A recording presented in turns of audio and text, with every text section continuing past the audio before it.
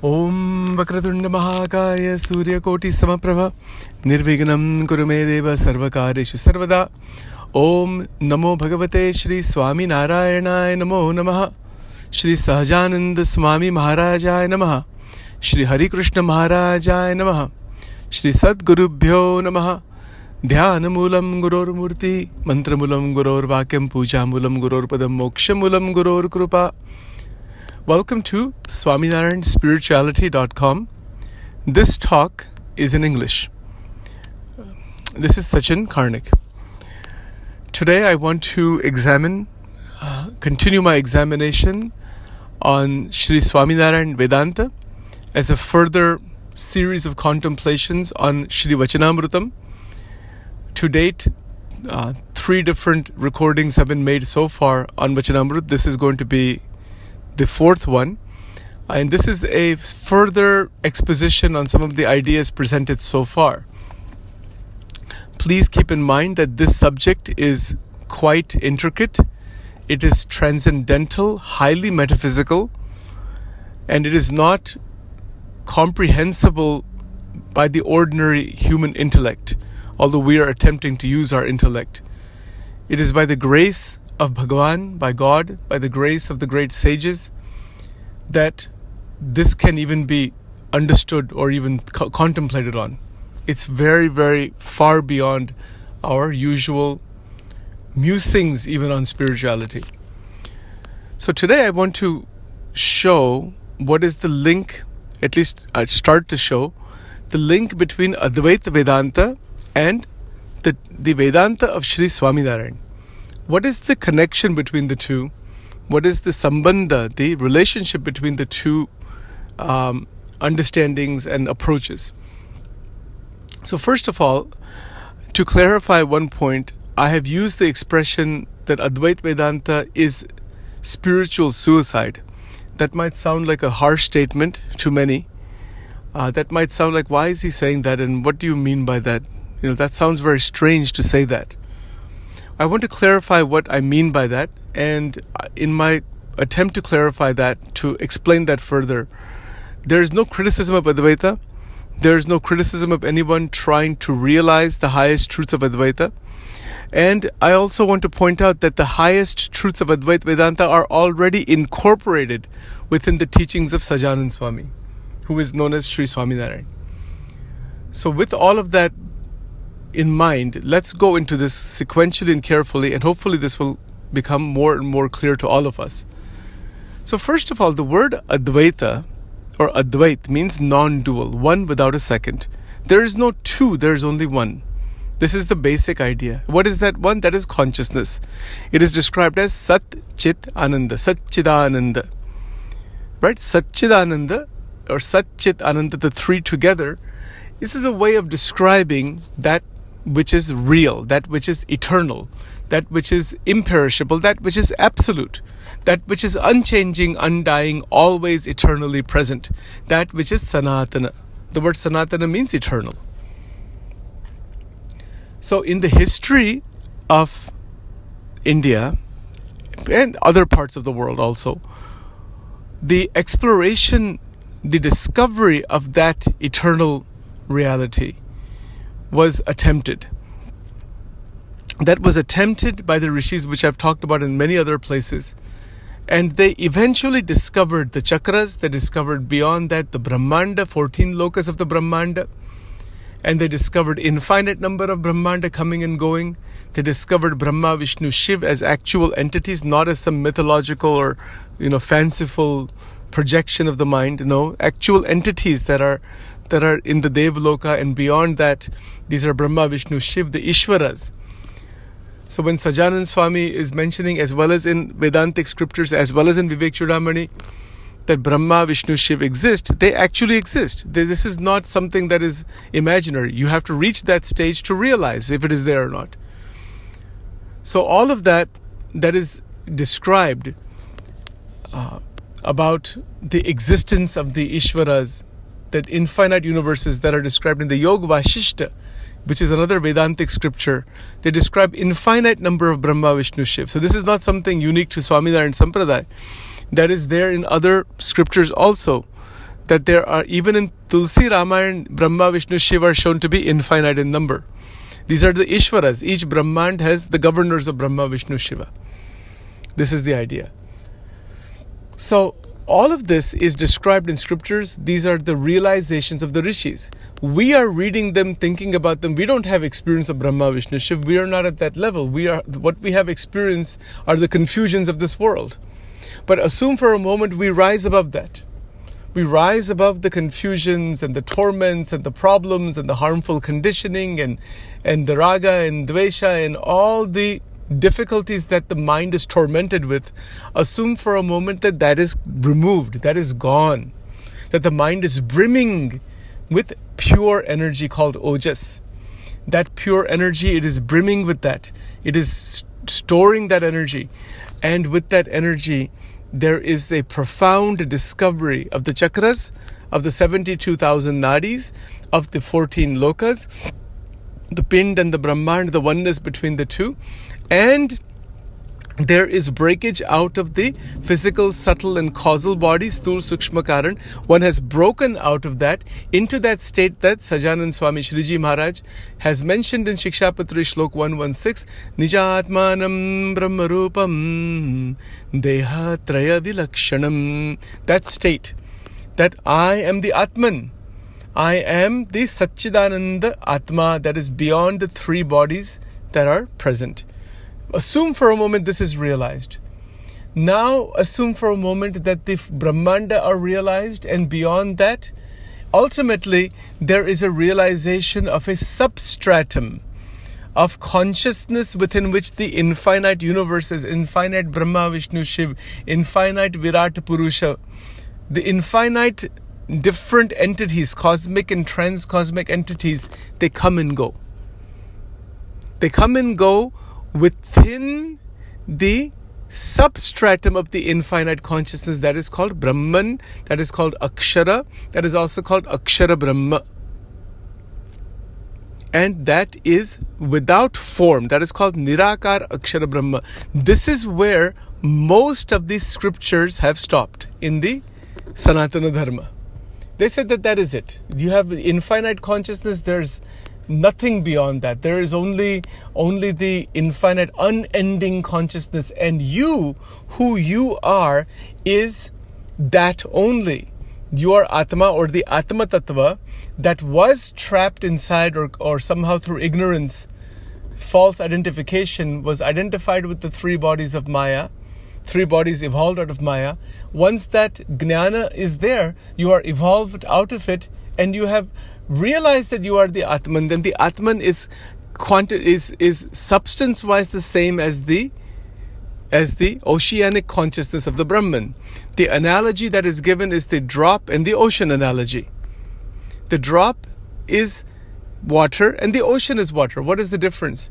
The drop is separated from the ocean because of ignorance, because of the fact that it is covered by the three bodies. So imagine for a moment you have a container, maybe like a small jug of some sort. Let's say like a small clay container, sealed, completely sealed, and there's water in that container. Let's say it's a clay container. In the Gujarati language, it's called ghado. Right? So just imagine for a moment that this is there.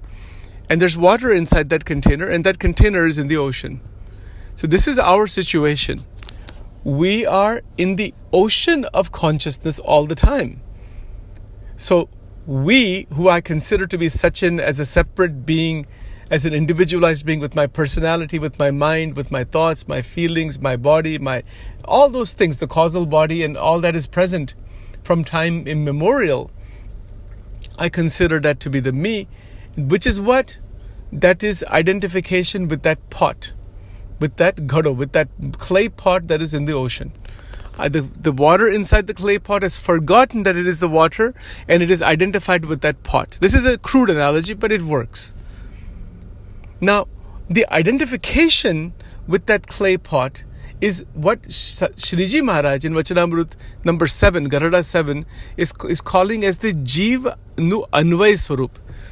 So Anvay, Vyatirek, these are terms that originally come from Advaita Vedanta. Sajanand Swami took those terms from there and further clarified the tattvas. The bhed is called Pancha Bheda. Jeev, Ishvara, Maya, Akshara, Brahma, Parabrahm. This is clarified very beautifully in a very small Vachanamrut, that is the number 7, Garada Pratham number 7, which we will then eventually get to. But right now we need to go very carefully, sequentially, to understand these basic ideas. So, an individual is considered himself to be this individual being with the name and the form. Nam, Rup, Akar. So what Vedanta is asking us to do is to awaken out of that identification, the wrong identification that I am that pot, that I am the 3 bodies. Physical, subtle, causal. I am not those 3 bodies at all. The I is totally different. Just the water that is inside that pot is different from that pot. Okay, so this is the beginnings of Advaita Vedanta. Now, assume for a moment an individual has realized this through multiple sadhanas, through the sadhan chatushtaya, shown in the Vivek Chudamani. Sham, Dam, Uparate, Titiksha, Shraddha, Samadhan, Mumukshutvam, all those ideas that Shankaracharya ji has talked about. Assume for a moment a person has all that. Guru Krupa, Ishtadev Seva, Bhajan, Bhakti, everything. It is all done in the mind, in the mental realm. What occurs from that? An awakening occurs into the Atma. All of the energies within the mind and the body are in sync, and now the Atma is realized. The realization of the self is called Atma Sakshatkar. So this word here is also in Vachanamrut many times. This is in all Vedanta scriptures. So please keep in mind, Sajanand Swami Maharaj, who is known as Sri Swaminarayan, is not rejecting Advaita Vedanta in this sense. Is not rejecting the fact that a person can awake and realize the Atma, that I am Satchidananda Brahma. That point is a foundational point in what he wants to say. And now, assume for a moment an individual has realized the Atma. But before this realization, during the time of sadhana, sadhan kal is called. During the time of sadhana, there is a belief that there is only the oceanic consciousness of the Nirakara Brahma. There's nothing beyond that. That is who I am. That is my essential quality. Once that pot breaks, the water inside the pot and the ocean become one. It's the same thing. There is Advaitic realization.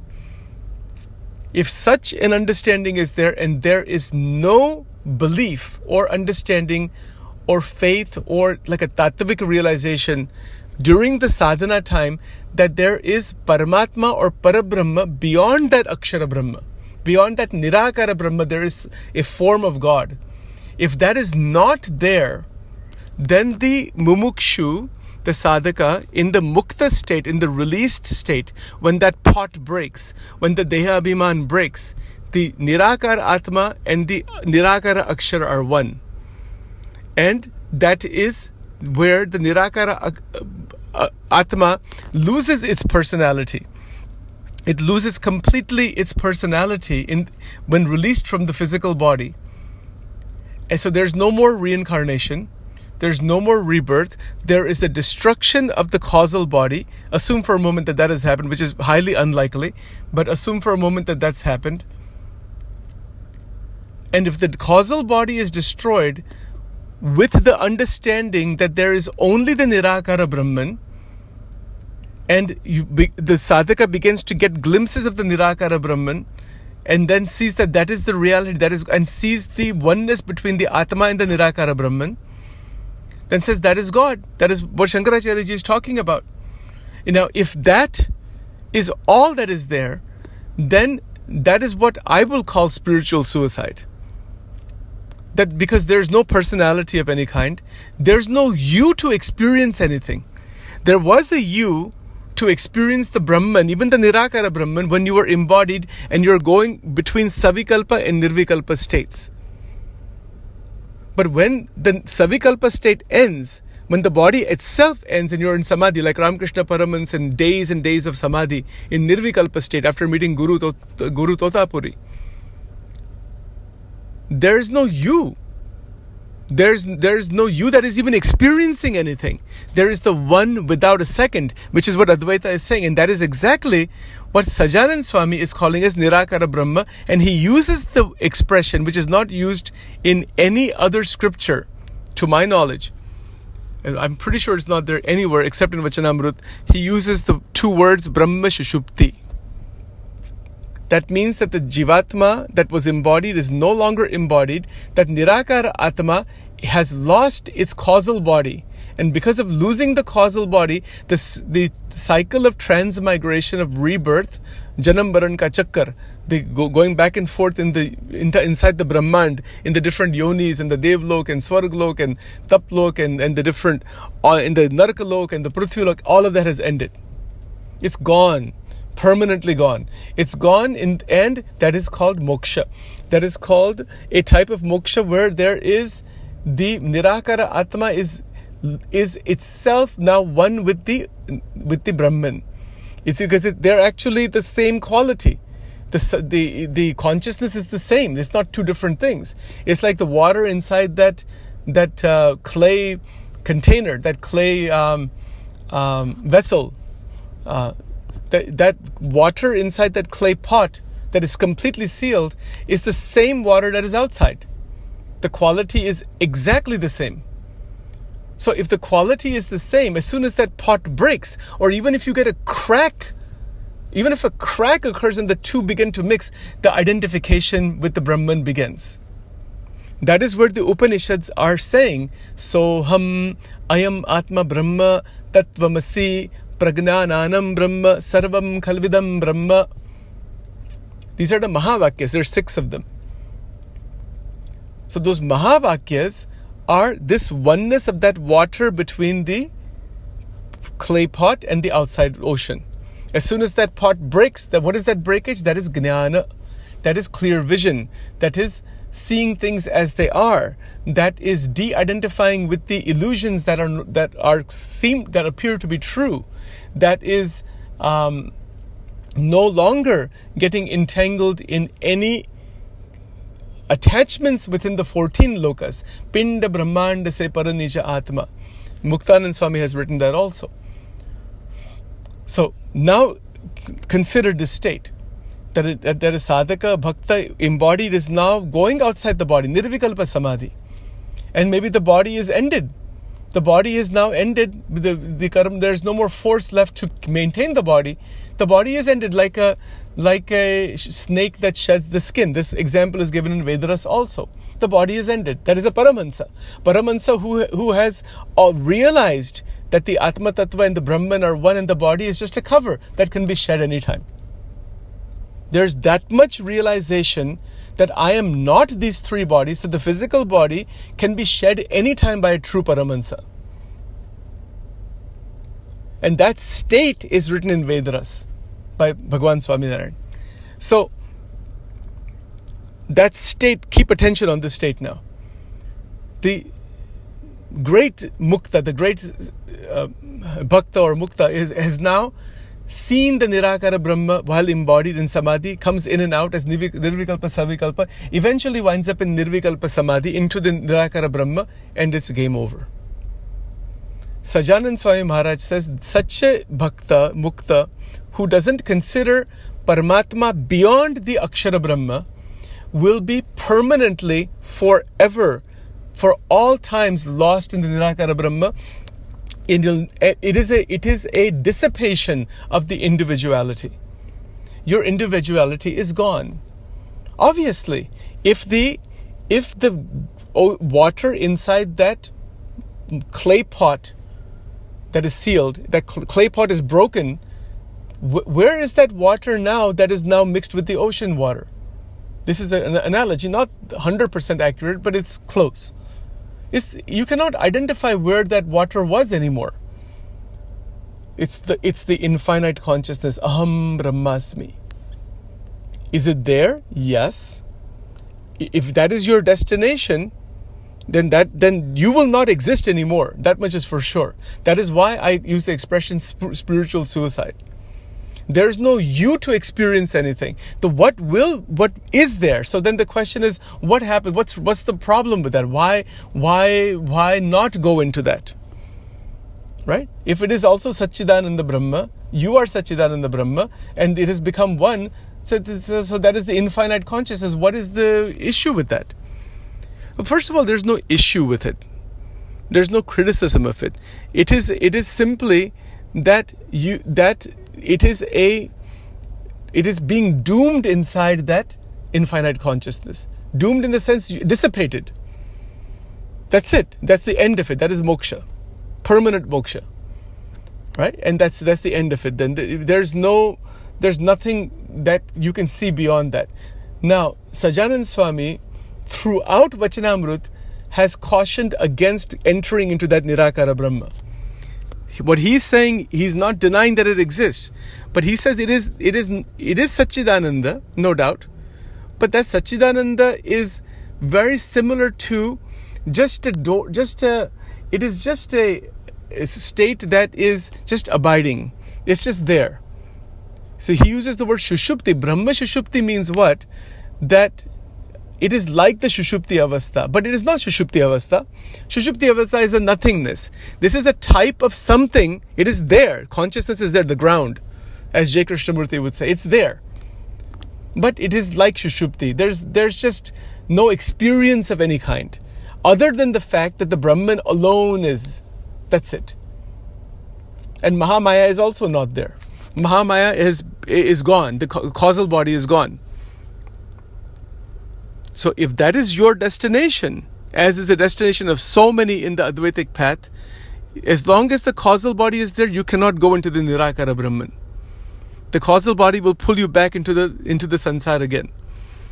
But if the causal body goes away, you are the Brahman right away, immediately. That is who you are. And that's it. That's the end of it. You see, so there's no universes, there's nothing there. In fact, all the Brahmanda and universes, these things are not even there anymore. And these things were illusions. So you don't even see them anymore. Whether they exist or not is immaterial. All you are is that Brahman. It's not that you're seeing the Brahman, it's not that you're experiencing the Brahman. You're definitely not experiencing Para-Brahman, or even the Brahmanda or Mahamaya. You are in that layer of the Nirakara Akshara Brahma. And then that's it. And that's the end. Permanent. And Sriji Maharaj has mentioned, there is no way of getting out of that. You can never get out of it. There's no you to get out of anyway. If you're in the cycle of birth and death, you can get out of that. If you're in the cycle of birth and death, you can go into different yonis and have different experiences in the Brahmand. You cannot, if you're in the different dham of God, like these Goloka and Vaikunta and the Svarga Lokas and other lokas, any loka of any kind, there's some experience there that you can go back and forth and you can come out of it and go into it and all that. This Nirakara Brahma is such that you can never come out of it because there's no you to come out of. That is why it is called spiritual suicide. So suicide may seem like a negative word. I'm not using it in a negative way necessarily. Maharaj has used the word Brahma Shushupti, which is a much better word to use. I'm using that word a bit strongly because people don't know what they're getting themselves into. If you really want the Nirakara Brahma, be careful what you ask for. You might get it. And if you get it, you will not be there also. And because there will only be this super consciousness and nothing else. And that's it. That super consciousness, the infinite Akshara, Nirakara Akshara Brahma, and the millions of universes are coming and going within that. And there's no you individually at all.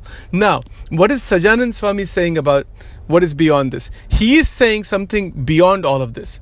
He's not rejecting this. This is there. Now he says that the Akshara Brahma has another form called Sakar Brahma. That has a form, and that is a Satchidananda Vigraha form. And that form is in Seva. It is in Seva of Paramatma, Bhagwan Purushottam Narayan, who is beyond Akshara Brahma. It is called Aksharatit Paramatma. Aksharatit means beyond even Akshara Brahma. The Gita is also saying Shar Akshar Purushottam, chapter 15. Look in the Gita carefully, you will see multiple places where beyond the Akshara Brahma, Paramatma is described. In some places it is described, you will see that. So, in Advaita Vedanta, Shankaracharya ji has not mentioned this His interpretation is not of this type, that there is a Paramatma beyond the Akshara Brahma. He says there is only the Brahman, that's it. There's nothing beyond the Brahman. And so those who don't even want to consider that there's anything beyond the Brahman, be careful what you ask for. You might get it. You'll be lost inside that Nirakara Brahma if the causal body is gone, and there will not be you, as I mentioned again. That's called Brahma Shushupti. If you want that, just like people who commit suicide to extinguish themselves, this is a way of extinguishing who you are completely. So Advaita Vedanta, if you realize what Advaita is really saying, there is no you to realize anything after that. It is a dissipation. That water that is inside that pot has been merged inside the Nirakara Brahma, and it's game over. That's it. That's the end of it. So Sriji Maharaj has mentioned this point, that beyond that Akshara Brahma is Paramatma with form. Sakar Paramatma. That God is actually there. This idea is not there in Advaita Vedanta. It's definitely not there in atheism, Nastikvad. The Nastik are just believing in the material energy. That's it, and that's the end of it. But those who are Vedanta, there's different forms of Vedanta. And Vishishta Advaita Vedanta, Brahma Vishishta Advaita Vedanta will say that there is Bhagavan, Swayam, that is present, Vetirek Swarup. Vetirek means beyond all, independent of all. Independent of all, and one unparalleled being, actual being, that is God. Advaitic point of view say this is some projections and imagination, something false, something created. Advaitic saints, if you go into the sampradayas today, if you go further in their teachings, they will eventually tell you that any concept of God beyond you is to be rejected completely. That is what they're saying. They don't want that. They want to be in that one without a second Nirakara state of the Brahman, and they say that is the only reality. Okay, that is not we're not rejecting that. Is it there? Yes. All right. But what I'm trying to present Vachanamrut objectively and clearly. It's up to you. You decide what you want to do with your life and how you want to proceed, or what upasana and what you want to do, how you want to proceed. It is completely up to each person. Right? But the fact is that Sajanand Swami is mentioned and has taught that there is Paramatma beyond the Akshara Brahma. Now somebody will question, they say, why is he saying that? How do you know that? You see, how do you know that that's the case? Well, just going through scriptures and scriptural debates is not the way. That doesn't mean you have realized any of it. It is a matter of realization. But see, the matter of realization is tricky, because by doing sadhana, you get to the Atma. Once you get to the Atma, you feel you're God. You feel that's everything. That is the power of the Atma. And that's just the power of the Atma itself. So, in the life of Sajanand Swami, he used to put people in Samadhi. There is a prakaran called Samadhi Prakaran that answers this question about how do you know if what is actually there. So, in the life of Sajanand Swami, there's it's a fantastic prakaran, number 49. In the Bhakta Chintamani. And in Bhakta Chintamani, Sajanand Swami, actually Nishkulanand Swami, one of the Paramahansas of Maharaj, has elaborately, beautifully described the Samadhi Prakaran. And in there, the entire series of experiences and spiritual levels from the Prithvi Loka all the way up to Akshara Brahma, up to that Murti in the Akshardham. This is all described in there, including the Chakras are described, the Nirakara Brahma is described, the Golok and Vaikuntha is described, all abodes, everything is described there. Even the path of Margi Panth is described. Margi meaning the male and female that meditate on each other, which is a Tantra sadhana. That is also described inside the Bhakta Chintamani, believe it or not. Margi dhare dhani nu dhyana. This is written inside there. Maharaj even gave experiences to the Muslims of the different Paigambaras, the Tirthankars to the Jainas. He gave experiences of all spiritual beings from every tradition that are actually present in the transcendental reality. This is elaborately described in Bhakta Chintamani, Prakaran number 49, and I'm going to go into that also at some time in future date to explain that in detail. Right now I'm just mentioning it, that in Samadhi, Sajanand Swami showed all of this, that Brahma upasi deke Brahmane, eka rasa chidaghana rashi, that is the Nirakara Brahma he's talking about. Brahma upasana, those who are doing Brahma upasana on the Advaitic side, what did he show? He said, you want to see the Brahman? Look, I'll show it to you. Go inside there, you'll see what is there. You see, so he showed the fullness of all of these tattvas. That is how we can have Shraddha for those who want to have Shraddha. If not, it's okay. It's up to you. The Shraddha in the words of Sriji Maharaj, Sri Swaminarayan.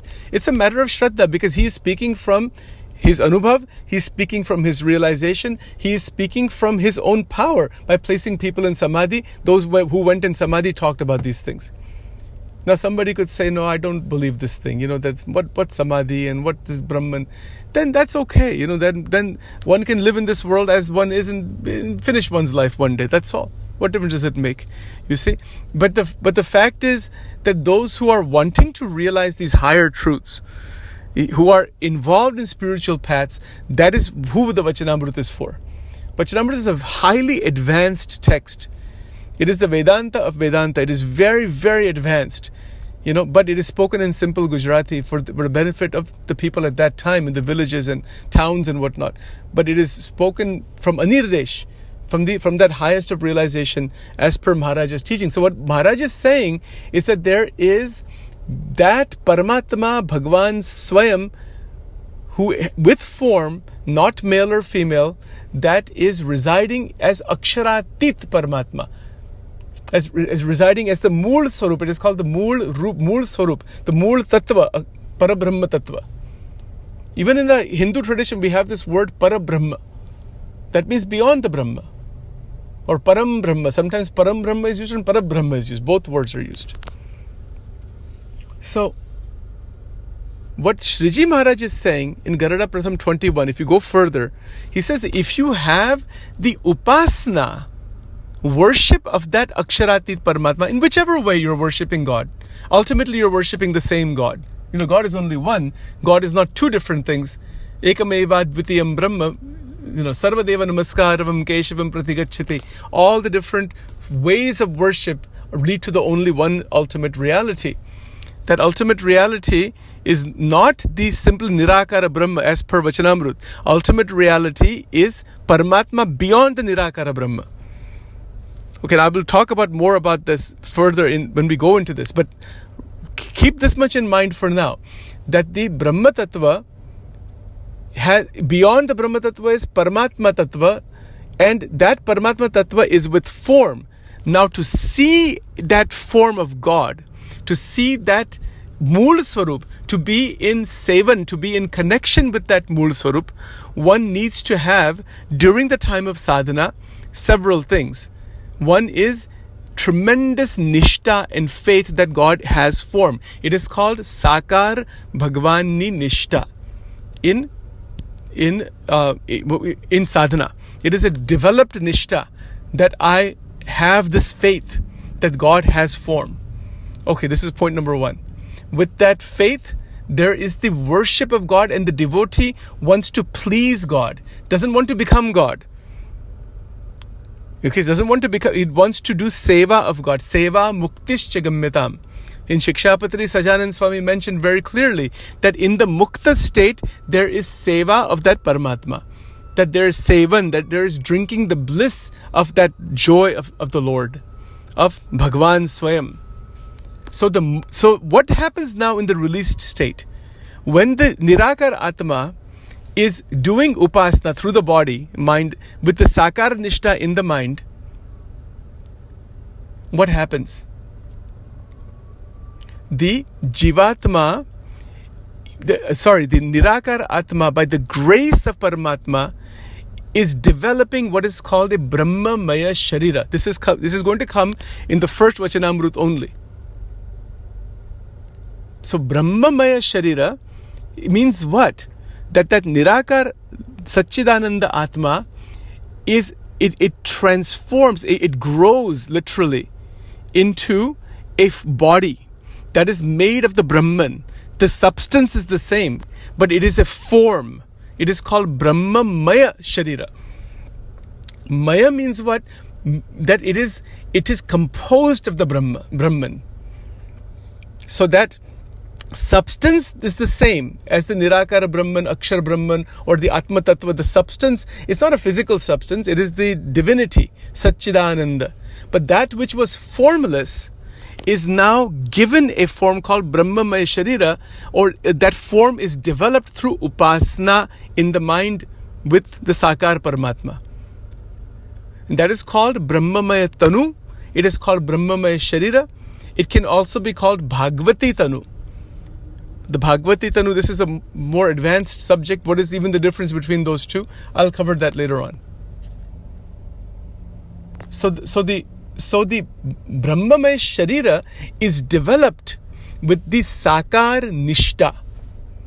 It can never be developed with a Nirakar Nishta. Nirakar Nishta will take you where? Into the Nirakara Brahma, and you will be gone. There will not be you anymore. Very, very clear. If you want that, Godspeed to you. You can go over there if you want. No question. But you have to get rid of the causal body. Master Advaita Vedanta, Jiva and Brahman are one, and not have any ignorance, no disturbances of the subtle causal stool body left at all. And one is beyond it. One is like Shankaracharya, Gaudapadacharya. One is a great saint, and one is lost inside there, and the body can be left anytime. If you are that, kudos to you. Fantastic. No problem. It's up to you. But if you don't want that, if you want to see God, if you want to actually see the Paramatma, then that requires Sakar Nishta here. Nishta means belief and faith that Bhagavan is with form. So that faith and belief remains as a deeply seated sanskara within the mind during sadhana. And then that sanskara, so what happens as you are progressing in the upasana of that Paramatma? What happens? The Atma Tattva comes in your realization. The Nirakara Atma shows up. But the Nirakara Atma and the Brahman show up. The Nirakara Brahma shows up. The Ishvara show up. All of those intermediate stages show up if you want. That is what was written in the second paragraph of the first Vachanamrut. Maharaj said in Gujarati, Jeev, Ishvara, Maya, Brahm, Imna, Swarup, Tatkal dekhai chhe. It's a guarantee, it is obviously, it will happen by the grace of the Paramatma when the sadhaka's mind is absorbed in the form of God, in the Swarup of Paramatma. So in that absorption, the Nirakara Atma develops into a Sakar Brahmamaya Sharira. So when this physical body is gone at the end of its life, and the state of the mukta is a high state, that mukta is called an akshara mukta. So it is a liberated being residing with form inside Akshara Brahma, that formless Akshara Brahma that was talked about. That is one way to think about it, but is residing inside what is called the Akshara Dhama. Dham means what? Abode. So the Dhami is the Paramatma, that with the form.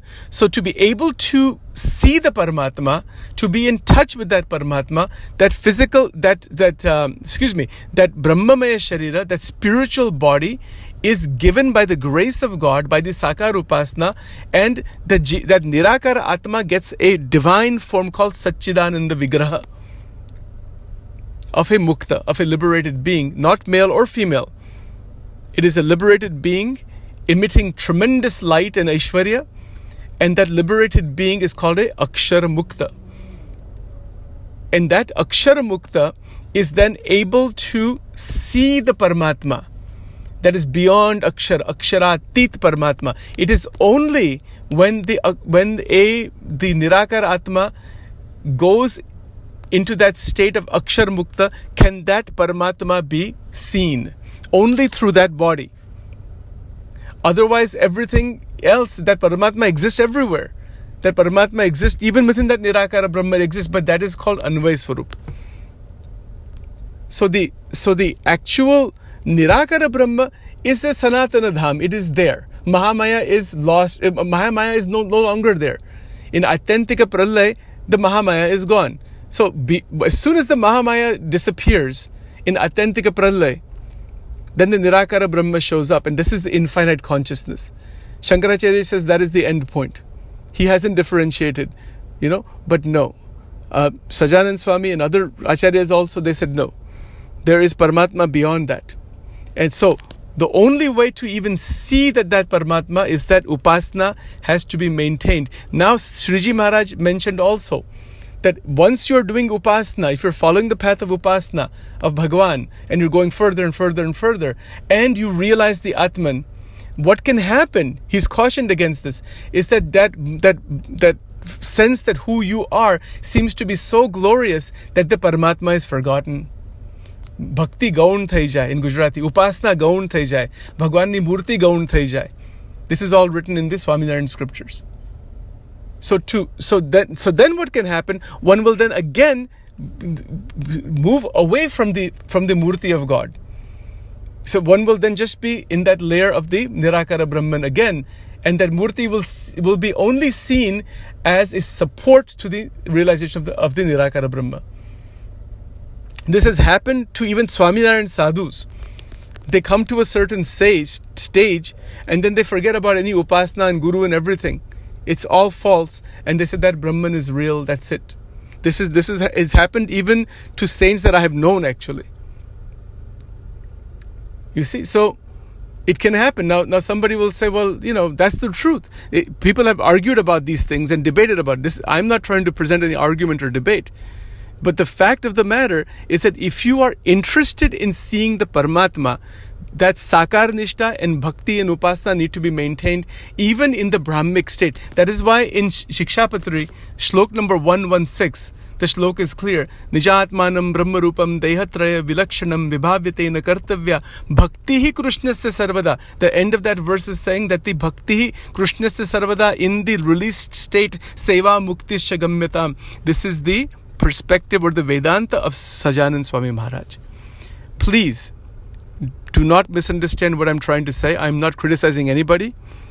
It is up to you how you want to proceed. It is up to you how you want to progress. Each person has free will to decide which way to interpret these scriptures, which acharyas to follow. I'm just trying to present in Swaminarayan spirituality objectively as much as I can, based on many years of study and prayer to Bhagavan, to present the teachings of Vachanamrut as is, without bias, distortion, and to present Sajanand Swami Maharaj on the world stage as he is, for the benefit of all of humanity. With that, my humble respects to all of you, my prayers to all the sages and to the Supreme Lord to bless me to continue this work, so that so that this body, this mind can be utilized by God, by the divine, as a seva. So thank you for your time. Please do send me any questions or comments. Would love to hear. This is a highly esoteric, highly tricky subject. It requires a lot of contemplation, a lot of objective reflection, and it requires a genuine desire, mumukshutvam, to be liberated from the pangs of samsara. So with that, I offer my respects. Hari Om.